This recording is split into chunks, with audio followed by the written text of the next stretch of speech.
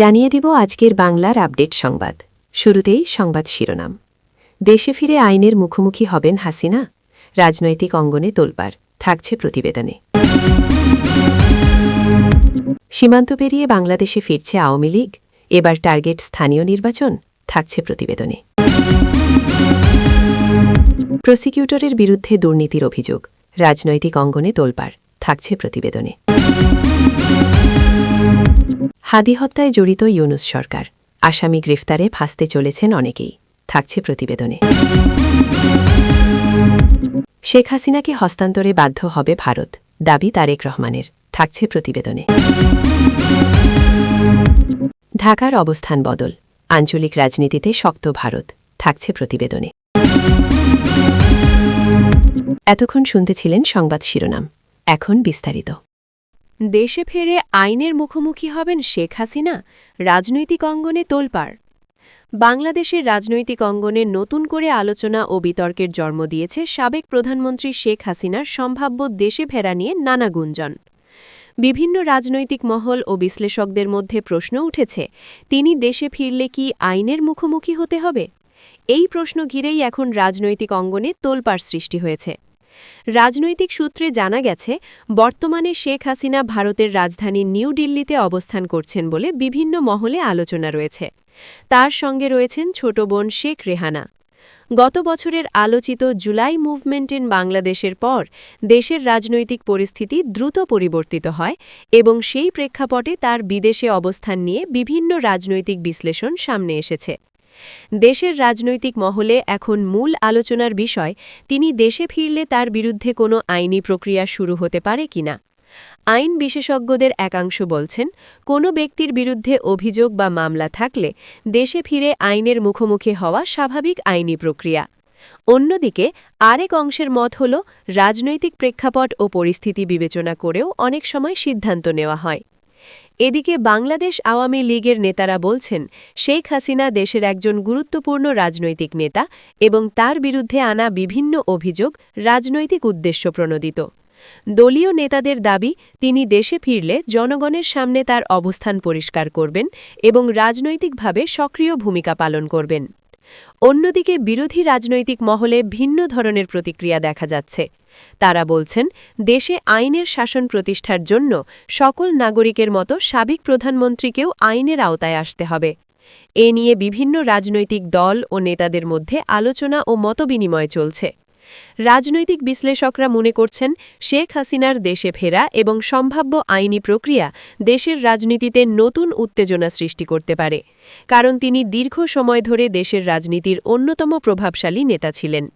তার প্রত্যাবর্তন শুধু দলীয় রাজনীতিতেই নয়, বরং দেশের সামগ্রিক রাজনৈতিক সমীকরণেও বড় ধরনের পরিবর্তন আনতে পারে। এছাড়া এই পরিস্থিতিতে বিরোধী রাজনীতির গুরুত্বপূর্ণ নেতা তারেক রহমানের ভূমিকাও আলোচনায় উঠে আসছে। বিশ্লেষকরা মনে করছেন, তার রাজনৈতিক কৌশল এবং বক্তব্য ভবিষ্যৎ রাজনৈতিক পরিস্থিতিকে প্রভাবিত করতে পারে। সব মিলিয়ে শেখ হাসিনার সম্ভাব্য দেশে ফেরা এবং আইনের মুখোমুখি হওয়ার প্রশ্ন এখন দেশের রাজনৈতিক অঙ্গনে বড় আলোচনার বিষয় হয়ে দাঁড়িয়েছে। রাজনৈতিক দল, বিশ্লেষক এবং সাধারণ জনগণ সবাই এখন অপেক্ষা করছেন, তিনি সত্যিই দেশে ফিরবেন কিনা এবং ফিরলে দেশের রাজনীতিতে কী ধরনের নতুন পরিস্থিতি তৈরি হবে। প্রসিকিউটরের বিরুদ্ধে দুর্নীতির অভিযোগ, রাজনৈতিক অঙ্গনে তোলপাড়। হাসিনা এখনও দিল্লিতে থাকা অবস্থায় আন্তর্জাতিক অপরাধ ট্রাইব্যুনালে আইসিটি তার বিরুদ্ধে মানবতা বিরোধী অপরাধে লিপ্ত থাকার মামলা দায়ের হয়। আদালত তাকে মৃত্যুদণ্ডে দণ্ডিত করে। একই অপরাধে সাজা হয় তার আমলে স্বরাষ্ট্রমন্ত্রী আসাদুজ্জামান খান কামালকে। এই অপরাধ ট্রাইব্যুনাল গঠন করা হয়েছিল হাসিনার আমলে। তার অন্য একটি উদ্দেশ্য ছিল, ড মোহাম্মদ ইউনূস ক্ষমতায় আসীন হওয়ার পর এই আদালত বকলমে তার অস্ত্র হয়ে ওঠে। আওয়ামী লীগের নেতাকর্মীদের কাঠগড়ায় তোলা হয়। এই আদালতের যে কোনো বৈধতা নেই তা নিয়ে কোনো সন্দেহ নেই।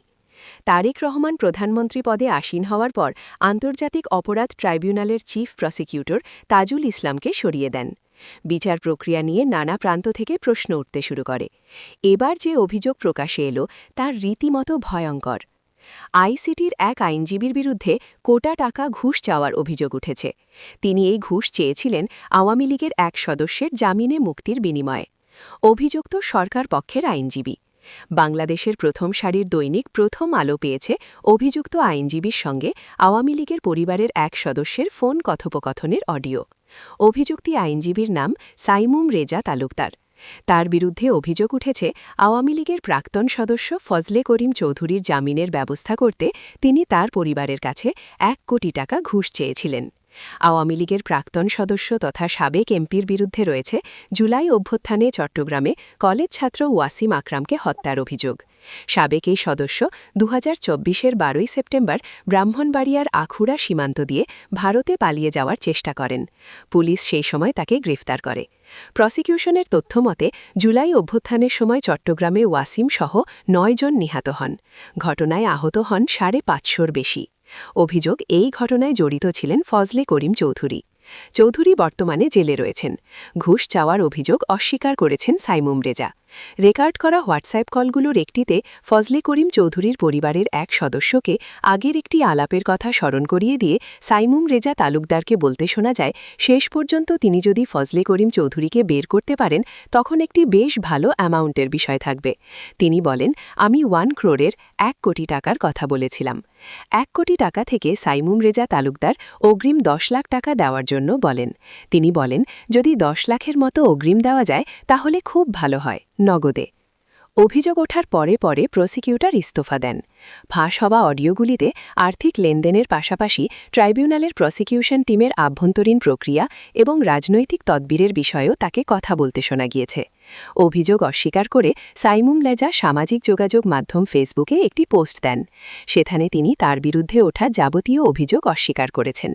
ফজলে করিম চৌধুরীর পরিবারের এক সদস্য জানিয়েছেন, এরপর তাদের পরিবারের পক্ষ থেকে নতুন আইনমন্ত্রী মোড আসাদুজ্জামানকে সাইমুম রেজা তালুকদারের কথোপকথনের কয়েকটি রেকর্ডিং দেওয়া হয়। ফজলের পরিবারকে সাইমুম রেজা তালুকদার বলেন যে মন্ত্রী তাকে গ্রেফতারের হুমকি দিয়েছেন। অভিযুক্ত প্রসিকিউটরের বিরুদ্ধে ঘুষের অভিযোগের তদন্ত হবে বলে জানিয়েছেন chief prosecutor mode Aminul Islam. সাংবাদিকদের তিনি বলেন, খবরটি যখন প্রকাশে আসে সেই সময় তিনি বাড়িতে ছিলেন। এই বিষয়টা কী হলো, কেন হলো, এই বিষয়গুলি বিস্তারিতভাবে জানার চেষ্টা করছেন। সীমান্ত পেরিয়ে বাংলাদেশে ফিরছে আওয়ামী লীগ, এবার টার্গেট স্থানীয় নির্বাচন। দিল্লিতে রয়েছেন হাসিনা। তার দলকে ত্রয়োদশ জাতীয় সংসদ নির্বাচনে প্রতিদ্বন্দ্বিতা করতে দেওয়া হয়নি। দলকে নিষিদ্ধ ঘোষণা করা হয়েছে। দলের প্রতীক ফ্রিজড করা হয়েছে। সদ্য সমাপ্ত জাতীয় নির্বাচনে নিরঙ্কুশ সংখ্যাগরিষ্ঠতা পেয়েছে বিএনপি। তারা সরকার গঠন করেছে। প্রধানমন্ত্রী পদে আসীন হয়েছেন তারেক রহমান। এই রাজনৈতিক মানচিত্র পরিবর্তনের পর বাংলাদেশে সেই পুরনো প্রশ্নটা নতুন করে ফিরতে শুরু করেছে। হাসিনা কি দেশে ফিরবেন? বিএনপি সরকার কি আওয়ামী লীগের ওপর থেকে নিষেধাজ্ঞা প্রত্যাহার করে নেবে? সম্প্রতি তারেক রহমান একটি গণমাধ্যমকে সাক্ষাৎকার দিয়েছিলেন। গণমাধ্যমের তরফে বিএনপি চেয়ারপারসন তথা প্রধানমন্ত্রী তারেক রহমানকে প্রশ্ন করা হয়েছিল, আওয়ামী লীগকে নিষিদ্ধ ঘোষণার প্রেক্ষিতে তার অবস্থান কি। তারেক জিয়া আওয়ামী লীগের নাম উল্লেখ করেননি, তবে বলেছেন তিনি কোনো রাজনৈতিক দলকে নিষিদ্ধ ঘোষণার পক্ষপাতী নন। আওয়ামী লীগের দীর্ঘ শাসনামলে বিএনপির ওপর নেমে এসেছিল সরকারি শাস্তি। তারপর পদ্মা দিয়ে বহু জল গড়িয়েছে। প্রায় ১.৫ বছর বাদে বাংলাদেশে চলতে শুরু করেছে গণতন্ত্রের রেলগাড়ি। বদলে যাওয়া রাজনৈতিক প্রেক্ষাপটে সেই পুরনো প্রশ্ন আবার ফিরে এসেছে। হাসিনা কি বাংলাদেশে ফিরছেন? জল্পনা আরও জোরালো হয়েছে দীর্ঘ সময়ে দেশের নানা প্রান্তে আওয়ামী লীগের দলীয় দফতর খোলার মধ্য দিয়ে। বিএনপি নেতারা এই সমস্যাকে আর বাড়তে দিতে চাইছেন না। তার একটা বড় কারণও রয়েছে। সেই কারণ হল জামায়াত। দলটি যদি জাতীয় নাগরিক পার্টির সঙ্গে হাত মেলায় তাহলে তারেক সরকার রীতিমতো বিপদে পড়ে যাবে। তাই বিএনপির সামনে এখন একটাই রাস্তা খোলা। সেই রাস্তা হল জাতীয় রাজনীতিতে আওয়ামী লীগের প্রবেশ। একমাত্র সেটা হলেই তারা জামায়াত আর জাতীয় পার্টির মোকাবিলা করতে পারবে। সেই সম্ভাবনা উস্কে দিচ্ছেন হাসিনা। আওয়ামী লীগ সুপ্রিমো দিল্লি থেকে কর্মীদের উদ্দেশ্যে একটি অডিও বার্তা দেন। সেই অডিও বার্তায় তিনি দলের সেই সব নেতাদের দেশে ফেরার আহ্বান জানান যারা দুঃশাসনের সময় অন্যত্র চলে গিয়েছিল। হাসিনা সুস্পষ্টভাবেই বলেছেন, সামনে জাতীয় নির্বাচন। এই নির্বাচনে প্রতিদ্বন্দ্বিতা করতে হবে, তাই এখন থেকে প্রস্তুতি নিতে হবে। নির্বাচনের আগেই দলের বহু নেতাকর্মী দেশে ফিরতে শুরু করেন। বিএনপির এমপি প্রার্থীরা অনেক ক্ষেত্রেই প্রকাশ্যেই বলে এসেছেন, ভুয়ো মামলা দিয়ে আওয়ামী লীগের কাউকে গ্রেফতার করা হবে না। প্রত্যেকে তাদের এলাকায় বিনা ভয়ে বসবাস করতে পারবেন। আওয়ামী লীগের কাউকে রাজনৈতিক হামলার শিকার হতে হবে না। ভোটের প্রচারে আওয়ামী লীগের নেতাকর্মীদের সঙ্গে বিএনপির নেতাকর্মীদের দেখা গিয়েছে। উদ্দেশ্য ছিল একটাই, আওয়ামী লীগের ভোট তাদের ঝুলিতে টেনে আনা। অনেকে বলছেন বিএনপির নিরঙ্কুশ সংখ্যাগরিষ্ঠতার পেছনে আওয়ামী লীগের একটা বড় ভোট ব্যাংক রয়েছে। বিএনপি নেতা মির্জা ফখরুল ইসলাম আলমগীরকে তো প্রকাশ্যেই এইসব কথা বলতে শোনা যায়। ভোটের প্রচারে দেখা গিয়েছে বিএনপির নেতাদের মঞ্চে, দেখা গিয়েছে আওয়ামী লীগের বহু নেতাদের। তখন থেকেই কিন্তু বাংলাদেশের রাজনৈতিক মহলে গুঞ্জন শুরু হয় যে জাতীয় নাগরিক পার্টির সঙ্গে একটা গোপন সমঝোতা হয়ে গিয়েছে আওয়ামী লীগের। ইতিমধ্যে সীমান্ত দিয়ে দেশে ঢুকতে শুরু করেছেন আওয়ামী নেতারা। পবিত্র ঈদ উল ফিতর এবং ২৬ মার্চকে কেন্দ্র করে কুমিল্লায় সক্রিয় হচ্ছে কার্যক্রম নিষিদ্ধ আওয়ামী লীগ। জেলায় জেলায় নেতাকর্মীদের কার্যক্রম পর্যবেক্ষণ করলে দেখা যায় ত্রয়োদশ জাতীয় সংসদ নির্বাচনের পর আওয়ামী লীগ শিবিরে নতুন করে প্রাণের সঞ্চার হয়েছে। স্থানীয়রা জানাচ্ছে আওয়ামী লীগের নেতাদের পাশাপাশি নিষিদ্ধ ছাত্রলীগের নেতাকর্মীরাও সীমান্ত দিয়ে দেশে ঢুকছেন। হাদি হত্যায় জড়িত ইউনূস সরকার, আসামি গ্রেফতারে ফাঁসতে চলেছেন অনেকেই। বাংলাদেশে অবৈধ ইউনূস সরকারের আমলে শরীফ ওসমান হাদি নামে একটি ভয়ঙ্কর রাজনৈতিক ঘুঁটি তৈরি করে তাকে হত্যা করে আওয়ামী লীগ বিরোধী ও ভারত বিরোধী রাজনীতিকে চরম অবস্থায় নিয়ে যাওয়া হয়েছিল। হাদি হত্যাকারী হিসেবে একবার আওয়ামী লীগকে, একবার ভারতকে দায়ী করে বাংলাদেশে যে ভয়ঙ্কর মব সন্ত্রাসের ঘটনা ঘটানো হয়েছিল তা কিছুদিন চাপা ছিল। কিন্তু বিষয়টি আবার প্রকাশে এসেছে, কারণ পশ্চিমবঙ্গের উত্তর ২৪ পরগনার সীমান্ত এলাকা বনগাঁ থেকে হাদির ২ হত্যাকারীকে গ্রেফতারের প্রেক্ষিতে পুলিশের কাছে তারা যে বয়ান দিয়েছে তা রীতিমতো বিস্ফোরক। মনে হচ্ছে হাদি এবং হাদি হত্যাকাণ্ডের রহস্য উন্মোচনের সঙ্গে সঙ্গে বাংলাদেশের জাতীয় রাজনীতির নয়া গতিপথ শুরু হতে চলেছে। দীর্ঘ নাটকীয়তা, পাল্টাপাল্টি অভিযোগ এবং তুমুল রাজনৈতিক অস্থিরতার পর অবশেষে ইনকিলাব মঞ্চের আহ্বায়ক শরীফ ওসমান হাদিকাণ্ডে ফায়জাল করিম মাসুদ ও তার সহযোগী আলমগীর হোসেনের পশ্চিমবঙ্গে গ্রেফতার হওয়ার ফতেনকি নিঃসন্দেহে এই মুহূর্তে ঢাকার রাজনীতির বড় গেম চেঞ্জার। শনিবার গভীর রাতে রাজ্য পুলিশের স্পেশাল টাস্কফোর্স হাদি হত্যার মাথা ফায়জাল করিম মাসুদ ও আলমগীর হোসেনকে গ্রেফতার করে। হাদি খুনে বাংলাদেশের ঢাকা মহানগর গোয়েন্দা পুলিশ যে চার্জশিট দিয়েছিল তাতে নাম ছিল এই দুজনের। গ্রেফতারের খবর যখন প্রকাশে আসে তখন ঢাকার তদন্তকারী সংস্থাগুলির পূর্ববর্তী দাবি এবং বিশ্বাসযোগ্যতা নতুন করে প্রশ্নের মুখে পড়ে গেল। ভারতীয় পুলিশের ভাষ্য অনুযায়ী চাঁদাবাজি হত্যাকাণ্ডের সঙ্গে জড়িত হাদিকে খুন করার পর অবৈধভাবে এই দুইজন ভারতে প্রবেশ করে। পরিস্থিতি ঠান্ডা হলে তাদের বাংলাদেশে ফিরে যাওয়ার পরিকল্পনা ছিল। তার আগেই রাজ্য পুলিশের এসটিএফ তাদের গ্রেফতার করে। আদালতে পেশ করা হলে আদালত ১৪ দিনের রিমান্ড মঞ্জুর করেছে। এটা রহস্য জট খোলার প্রাথমিক ধাপ মাত্র। হাদি হত্যাকাণ্ড নিয়ে অনেকেই সরব ছিলেন, তাদের দাবি ছিল ন্যায় বিচারের, সরব ছিল ইনকিলাব মঞ্চ। কিন্তু মূল অভিযুক্ত ধরা পড়ার পর যারা হাদি হত্যাকাণ্ড নিয়ে সরব ছিল তারা এখন অনেক ত্যাগীয়মান। বাংলাদেশের রাজনৈতিক বিশেষজ্ঞদের মতে হাদিকে খুন হতে হয়েছে নির্বাচনে সরব হওয়ার জন্য। পূর্বতন তদারকি সরকার জামায়াত এবং এনসিপি চেয়েছিল তাদের মতো করে নির্বাচন করতে। তারা যখন চাইবে তখন হবে নির্বাচন। তাতে ঘোর আপত্তি ছিল ইনকিলাব মঞ্চের। মনে করা হচ্ছে সে কারণে হাদিকে খুন করা হয়েছে। তদারকি সরকারের আরও একটি দাবি ছিল যে হাদিকে সরিয়ে দিতে দিল্লি থেকে ভাড়াটে খুনি পাঠানো হয়েছিল। কিন্তু যে দুইজন ধরা পড়েছে সেই দুইজন ফায়জাল করিম মাসুদ ও তার সহযোগী আলমগীর হোসেন বাংলাদেশের নাগরিক। এই ঘটনার সঙ্গে ভারতের যে বিন্দুমাত্র সম্পর্ক নেই সেটা স্পষ্ট। তবে হাদির সঙ্গে ভারতের দৃষ্টিভঙ্গির একটি জায়গায় মিল রয়েছে। হাদি এবং ভারতের দাবি ছিল একটি সুষ্ঠু নির্বাচন। তদারকি সরকার এক প্রকার চাপে পড়ে নির্বাচনের ঘোষণা করে। তাদের উদ্দেশ্য ছিল নির্বাচন বাতিল করা। সে কারণে হাদিকে খুন করা হয়েছে। সে কিন্তু কোনো রাজনৈতিক দলের পক্ষে ছিলেন না। হাদির ঘটনায় তদারকি সরকার যে রীতিমতো চাপে ছিল তা নিয়ে কোনো সন্দেহ নেই। তদারকি সরকারের তরফে বলা হচ্ছিল ২ অভিযুক্ত ভারতে পালিয়ে গিয়েছে। কিন্তু কিভাবে পালিয়ে গেল? যদি তদারকি সরকারের প্রচ্ছন্ন মদত না থাকলে তারা সীমান্ত পেরিয়ে ভারতে আশ্রয় নিতে পারত কি? আবার আন্দোলনকে প্রশমিত করতে ইউনূস সরকার নানা কৌশল নেয়। পরিবারকে ক্ষতিপূরণ দেওয়া ছাড়াও হাদির পরিবারের একজনকে তারা চাকরি দিয়েছে। এসবের আড়ালে কিন্তু চলে গিয়েছিল হাদি হত্যায় মূল অভিযুক্তকে গ্রেফতারের বিষয়টি। ফায়জাল করিম মাসুদ এবং আলমগীর হোসেন ধরা পড়ার পর বিষয়টি নতুন করে মাথাচাড়া দিয়েছে। তদারকি সরকার আর ক্ষমতায় নেই, ক্ষমতায় আসীন হয়েছে বিএনপি। তারেক রহমান প্রধানমন্ত্রী হয়েছেন। এখন দেখার বিষয় তারেক সরকার এই দুইয়ের বিষয়ে কী পদক্ষেপ করে। শেখ হাসিনাকে হস্তান্তরে বাধ্য হবে ভারত, দাবি তারিক রহমানের। বাংলাদেশের রাজনৈতিক অঙ্গনে নতুন করে আলোচনার জন্ম দিয়েছে বিএনপির ভারপ্রাপ্ত চেয়ারম্যান তারিক রহমানের সাম্প্রতিক বক্তব্য। তিনি দাবি করেছেন, সাবেক প্রধানমন্ত্রী শেখ হাসিনাকে বাংলাদেশে ফেরত পাঠাতে একসময় ভারতের ওপর চাপ তৈরি হতে পারে এবং পরিস্থিতির কারণে ইন্ডিয়াকে তাকে হস্তান্তরে বাধ্য হতে পারে। রাজনৈতিক বিশ্লেষকদের মতে এই বক্তব্য দেশের রাজনৈতিক অঙ্গনে নতুন করে বিতর্ক সৃষ্টি করেছে, কারণ বর্তমানে বিভিন্ন সূত্রে আলোচনা রয়েছে যে শেখ হাসিনা ভারতের রাজধানী নিউ দিল্লিতে অবস্থান করছেন, যদিও এ বিষয়ে আনুষ্ঠানিকভাবে খুব বেশি তথ্য প্রকাশ করা হয়নি।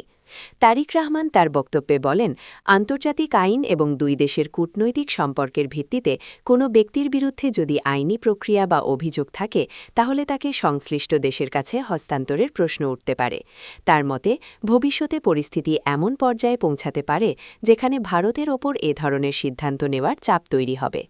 এদিকে বাংলাদেশ আওয়ামী লীগের নেতারা এই বক্তব্যকে রাজনৈতিক উদ্দেশ্য প্রণোদিত বলে দাবি করেছেন। তাদের মতে, শেখ হাসিনা দেশের একজন গুরুত্বপূর্ণ রাজনৈতিক নেতা এবং তাকে ঘিরে এই ধরনের মন্তব্য রাজনৈতিক উত্তেজনা বাড়ানোর জন্য করা হচ্ছে। রাজনৈতিক পর্যবেক্ষকরা বলছেন, বাংলাদেশের রাজনীতিতে দীর্ঘদিন ধরে দুই প্রধান রাজনৈতিক শক্তি আওয়ামী লীগ এবং বিএনপি এর মধ্যে প্রতিদ্বন্দ্বিতা তীব্র। সেই প্রেক্ষাপটে এই ধরনের বক্তব্য রাজনৈতিক সমর্থকদের মধ্যে আলোচনার জন্ম দেয় এবং ভবিষ্যৎ রাজনীতির ইঙ্গিত হিসেবেও দেখা হয়। বিশ্লেষকদের মতে, শেখ হাসিনার সম্ভাব্য দেশে ফেরা, আইনি প্রক্রিয়া এবং আন্তর্জাতিক কূটনৈতিক সম্পর্ক সব মিলিয়ে বিষয়টি এখন দেশের রাজনৈতিক আলোচনার অন্যতম কেন্দ্রবিন্দু হয়ে উঠেছে। সব মিলিয়ে তারিক রহমানের এই বক্তব্য নতুন করে রাজনৈতিক বিতর্ক সৃষ্টি করেছে। এখন দেখার বিষয়, ভবিষ্যতে এই ইস্যু নিয়ে দুই দেশের কূটনৈতিক সম্পর্ক এবং বাংলাদেশের রাজনৈতিক পরিস্থিতিতে কী ধরনের প্রভাব পড়ে। ঢাকার অবস্থান বদল, আঞ্চলিক রাজনীতিতে শক্ত ভারত। দক্ষিণ এশিয়ার কূটনৈতিক ও রাজনৈতিক অঙ্গনে নতুন করে আলোচনা শুরু হয়েছে ঢাকার সাম্প্রতিক অবস্থান পরিবর্তন নিয়ে। বিশ্লেষকরা বলছেন, বাংলাদেশের নীতিগত অবস্থানে সম্ভাব্য পরিবর্তন আঞ্চলিক রাজনীতিতে বড় ধরনের প্রভাব ফেলতে পারে এবং এতে শক্ত অবস্থানে যেতে পারে ইন্ডিয়া। দক্ষিণ এশিয়ার ভূ-রাজনৈতিক বাস্তবতায় দীর্ঘদিন ধরেই গুরুত্বপূর্ণ ভূমিকা পালন করছে বাংলাদেশ। অর্থনীতি, বাণিজ্য, নিরাপত্তা এবং আঞ্চলিক সহযোগিতার ক্ষেত্রে বাংলাদেশের অবস্থান এখন আগের চেয়ে আরও গুরুত্বপূর্ণ হয়ে উঠেছে। সেই কারণে ঢাকার যে কোনো কূটনীতিক বা রাজনৈতিক সিদ্ধান্ত সরাসরি আঞ্চলিক শক্তির ভারসাম্যে প্রভাব ফেলতে পারে। রাজনৈতিক বিশ্লেষকদের মতে, সাম্প্রতিক সময়ে ঢাকার অবস্থানে কিছু পরিবর্তনের ইঙ্গিত পাওয়া যাচ্ছে। বিশেষ করে প্রতিবেশী দেশগুলোর সঙ্গে সম্পর্ক, আঞ্চলিক নিরাপত্তা এবং বাণিজ্যিক সহযোগিতার ক্ষেত্রে নতুন কৌশল দেখা যেতে পারে। এই প্রেক্ষাপটে ইন্ডিয়ার ভূমিকা আরও গুরুত্বপূর্ণ হয়ে উঠছে। বিশ্লেষকদের মতে, ভারত দীর্ঘদিন ধরেই দক্ষিণ এশিয়ায় প্রভাবশালী শক্তি হিসেবে নিজেদের অবস্থান ধরে রাখতে চায়। বাংলাদেশের সঙ্গে তাদের অর্থনৈতিক, রাজনৈতিক এবং কৌশলগত সম্পর্ক আঞ্চলিক রাজনীতির জন্য অত্যন্ত গুরুত্বপূর্ণ। ফলে ঢাকার অবস্থান পরিবর্তন হলে তা ভারতের জন্য কূটনৈতিকভাবে সুবিধাজনক পরিস্থিতি তৈরি করতে পারে। একই সঙ্গে চীনসহ অন্যান্য আঞ্চলিক শক্তিও দক্ষিণ এশিয়ায় তাদের প্রভাব বাড়ানোর চেষ্টা করছে। তাই বাংলাদেশের কৌশলগত অবস্থান এখন শুধু দ্বিপাক্ষিক সম্পর্কের বিষয় নয়, বরং বৃহত্তর আঞ্চলিক রাজনীতির অংশ হয়ে উঠেছে। বিশ্লেষকরা আরও বলছেন, ঢাকার সম্ভাব্য নতুন কূটনৈতিক অবস্থান আঞ্চলিক সহযোগিতা, বাণিজ্য এবং নিরাপত্তা নীতিতে পরিবর্তন আনতে পারে। এতে দক্ষিণ এশিয়ার দেশগুলোর মধ্যে নতুন সমীকরণ তৈরি হওয়ার সম্ভাবনাও রয়েছে। সব মিলিয়ে ঢাকার অবস্থান পরিবর্তনের সম্ভাবনা এবং ইন্ডিয়ার শক্ত অবস্থান নিয়ে আঞ্চলিক রাজনীতিতে নতুন করে আলোচনা শুরু হয়েছে। বিশ্লেষকরা বলছেন, আগামী সময়ে দক্ষিণ এশিয়ার কূটনৈতিক ও রাজনৈতিক পরিস্থিতিতে এই পরিবর্তনের প্রভাব আরও স্পষ্ট হবে।